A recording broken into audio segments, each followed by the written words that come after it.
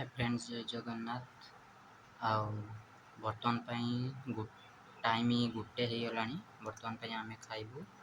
आमर खाइबा अच्छे आज दीपर उषुना भात देखिपे। उषुना भात ता सहित आमर काकुड़ी सलाड ये काकुड़ सलाड चिंकिड़ी नाड़ी आलू पकईकी झोल होती। चिंकिड़ी देखिपे, चिंकिड़ी माछ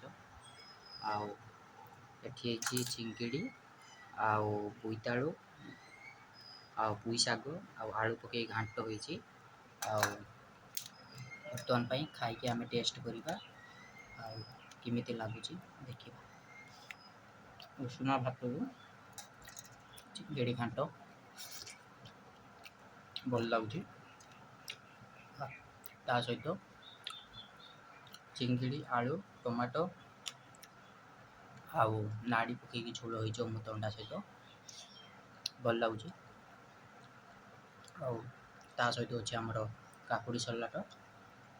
वीडियो आपको भल लगे लाइक शेयर कमेंट चैनल को जाके सब्सक्राइब करंतु। जय जगन्नाथ रही।